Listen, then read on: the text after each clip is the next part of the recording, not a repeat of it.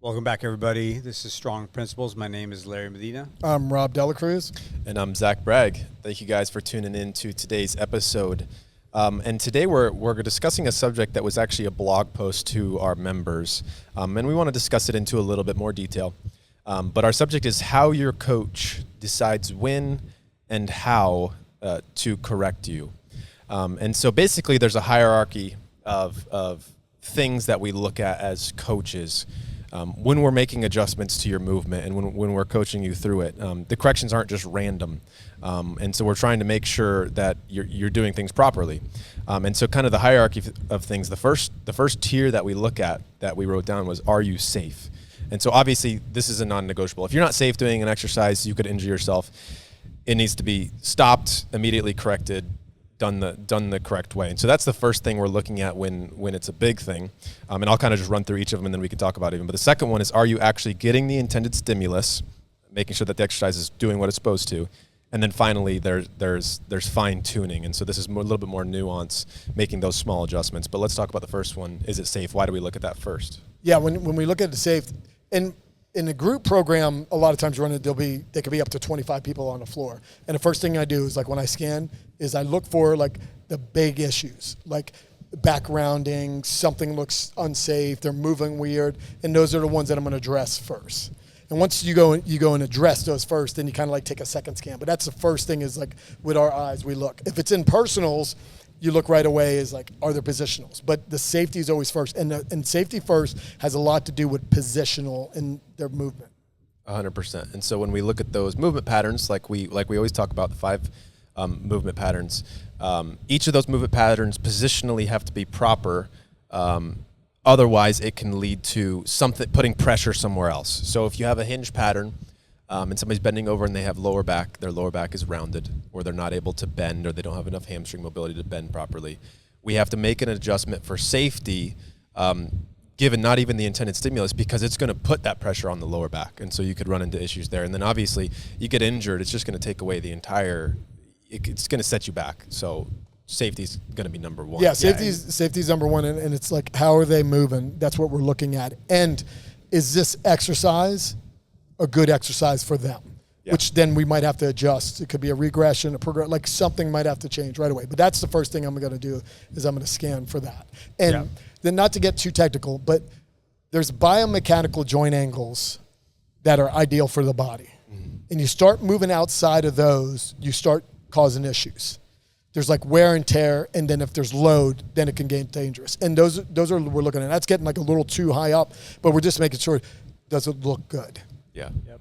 And it may not even affect you in that moment, but over time, like Rob said, there's wear and tear. So that's the first one we look at when we're looking at the hierarchy. Safety first, and then obviously that's non-negotiable. Number 2 is that exercise giving you the intended stimulus? So that's what we're looking to correct next. And this can be kind of a tougher one from person to person, because everybody contracts a little bit differently. And so you can have one client or one member, they do a glute bridge and they feel it in their hamstrings or their quads. Well, that's a glute intended stimulus exercise. So we got to adjust their positions to make sure they get into the glute. So that could be something to do with the pelvis, having them tuck their pelvis more. That could be having them lift their toes up and pushing from their heels more. Sometimes that could mean having their feet flat and pushing more into the big toe so they can squeeze there. And so that's why, and I get this a lot with clients, especially like if I'm doing a small group. I'll have one of my clients, and maybe their husband and wife or whatever, so they don't mind talking to each other, but I'll have one of them doing it one way, and one of them, it looks a little bit different. Now, positionally, they're doing the same thing. So safety's there. Positionally, they're good. Their spines are flat, whatever we're looking for in that exercise. But there's a small little difference between how they're doing it to get the correct stimulus. And sometimes they'll look over at the other and be like, isn't he supposed to have his toes up? It's like, well, no, because he moves a little bit differently. He contracts a little bit differently. So I have to adjust how we do it slightly so that way we can get to that stimulus. You're basically causing some fights on the way home, Zach. 100%. I try to be like, well, it's okay, guys. Some couples don't like to work out. Yeah, so when like we're scanning it, so the safety's first, and when I'm looking like a position, and it's like the intended stimulus is like foot position, back position right, are they applying force through the proper channels, basically, like is it going through their feet for the load? Is their back in a stable position? Are their glutes working? Is the hinge pattern actually a hinge pattern? When they're kettlebell swinging, are they actually using a dynamic movement where the kettlebell's moving and not pulling with their arms and their shoulders? Like all those things we're kind of paying attention to. So there's reasons why we come up and say, but what happens is a lot of times people don't understand. We'll walk up and we'll give a couple of cues and then we go away. And then they might still do the same thing, but as long as it's safe, I'm not going to hammer them constantly on it. I can get a little bit get a little bit somewhere, and then I go a little further the next time. But the better they get, and we'll get into this later, the more we start finding detail in it. Yeah, exactly. It's always the big things: the back, foot position, where's the neck at, is it neutral gait? Yeah, and so just going back to the hierarchy of things. So first we look at safety, then we look at the proper stimulus. Are they getting the proper stimulus? And then the final one that we have here is we're labeling it as tier 3, the fine tuning. So this is basically the nuance layer.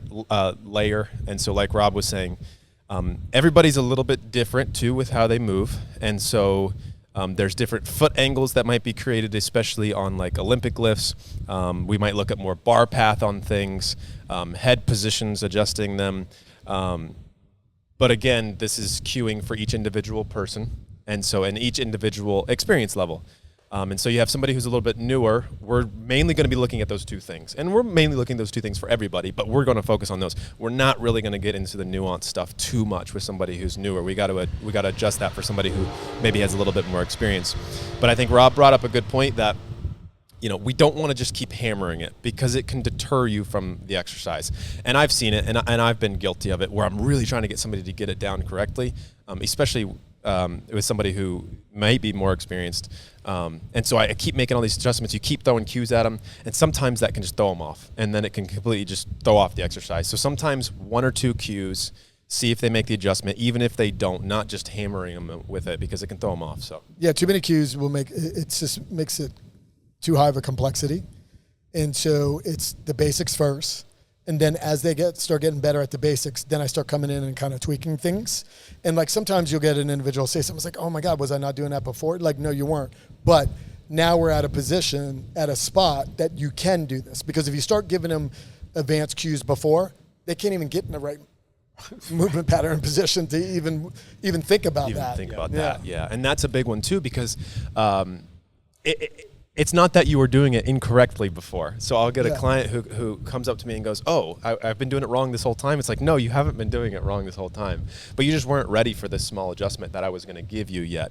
And especially with things like the glutes or the shoulders or trying to get the lats to engage or the smaller muscle groups in the shoulders, is we can make these small, fine, detailed adjustments, and you're going to feel it a whole lot differently.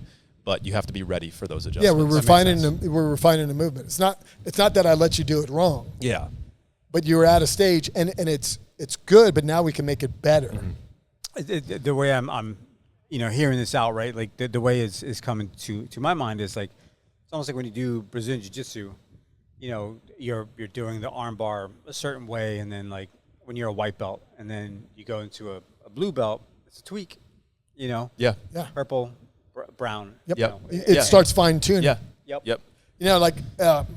All the movements, you're always fine-tuning them. Yeah. Now, you got complexity of it. It's like you got from the air squat to the squat clean or the snap. Like, now you get more complexity, so there's a lot more to start fine-tuning on there. But no matter what, you're always, like, kind of fine-tuning the movements.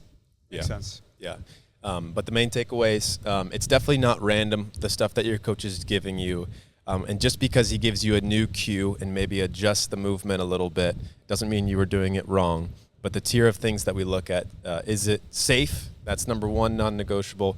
Is it giving you the correct stimulus? And then finally, we make those smaller adjustments, the more nuanced adjustments, so that you can get more out of the exercise. Yeah, and just because we didn't say something doesn't mean we're not paying attention. Yeah. We just know, like, hey, at this moment, there's something else we're looking at, Risk and that reward. is good, and we're happy where you're at. Yep, that's a good way to put it. All right, very good, guys. Thank you. This has been Strong Principles. Thanks for tuning in.